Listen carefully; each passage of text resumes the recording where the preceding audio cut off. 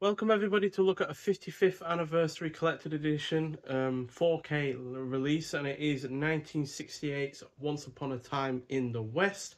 So this is directed by Sergio Leone, who I've seen most of his films from, best of which were the Fistful of Dollars, For a Few Dollars More, The Good and the Bad and the Ugly, Duck You Sucker, and Once Upon a Time in America. And yeah, this is a spaghetti western.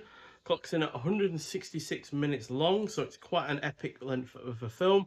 But it has an equally epic amount of great cast members to go alongside that length. So we've got the likes of Claudia Cardinale, who was in the likes of Fitzcarraldo, The Pink Panther, The Day of the Owl, The Professionals, Goodbye and Amen, and The Iron Prefect.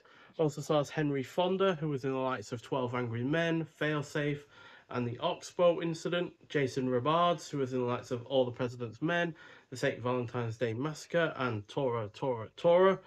As well as Charles Bronson, who I've seen in 32 films in total now, with the likes of Breakheart Pass, The Great Escape, The Magnificent Seven, The Dirty Dozen, and 10 to Midnight being other favourites. Also stars Gabriele Fezzetti, who was in the likes of The Psychic and On Her Majesty's Secret Service.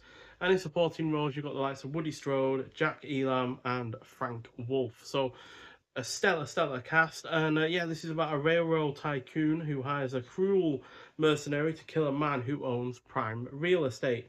But when the man's widow inherits the land, only an outlaw and a mysterious gunslinger can protect her from being killed. So this is another superb spaghetti western from Leone, who could have easily retread the same ground as his Dollars trilogy, given how massively successful and critically acclaimed that trilogy was. However, this goes for a different tone, which is decidedly darker and more somber, while the choice to have a female lead supported by three strong male characters does make this much more about character than outright action. Granted, not all three of those male characters are on her side, but at least two of them are. The cast as a whole is great. The score by Ennio Morricone is absolutely incredible, which is interwoven beautifully into the plot. The cinematography is excellent, be it when it's showing the locales to just shooting the characters. The pacing is on point. It is suitably violent, manages to be engrossing throughout, which is helped by the character interactions. It is well edited and it has effective tension in all the right parts, especially at the beginning. So, yeah, overall a superb effort. 5 out of 5 as far as I'm concerned. Personally, I do prefer this perhaps slightly more than The Good and the Bad and the Ugly, purely just because of the score alone, let alone the fact that I like the more character-based elements to it. It's not about just your typical greed or trying to one up against another. It's about getting revenge, having protecting what is yours. Trying to come to terms with grief. It's just all sorts of different kind of things going for it, and on top of all that, you've got the amazing cast. Good and Bad and Ugly has two really good cast members in it, maybe three, but yeah, this certainly has the much stronger cast on a much wider kind of playing field. So yeah, and the 4K itself looks absolutely superb as well. On top of all of that, especially when it comes to the cinematography and the sound design, which yeah has been improved, especially when it comes to the guns being shot, which yeah hit like a bolt of lightning, quite frankly, in terms of how much they sound. We also get a good deal of physical extras. We do have the box that I've shown already, which has the new artwork on it. Now, you might be thinking, why is it the 55th anniversary when it was quite clearly released in 1968? Well, it was initially released in 1968 in Italy and Rome. No, not Italy and Rome, Romania. But that was very late in 1968. It was December 20th in Italy, I think, and December 21st in Romania. It didn't get released in the US or the UK until 1969. So technically, that's why it's been given the 55th anniversary, treatment now rather than last year. We also get a really rather nice single-sided poster, which is on nice thick paper,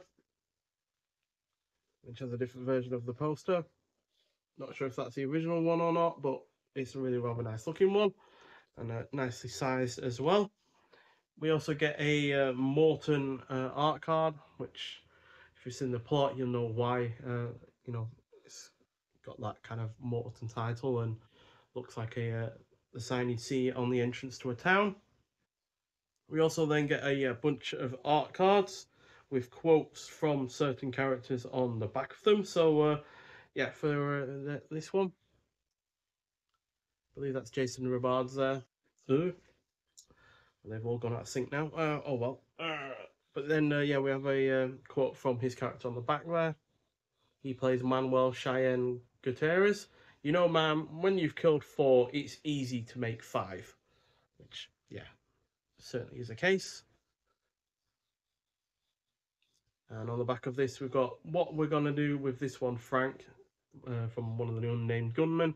Now that you've called me by my name, which is what Frank says, and then, yeah, that's when we get the one of the more unfortunate deaths in this film. There's Henry Fonda, who plays Frank.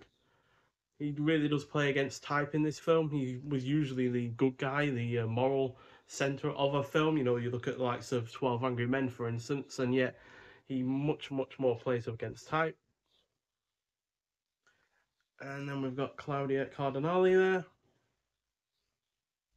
who plays Jill McBain, and she says, "I'm here alone in the hands of a bandit who smelled the money."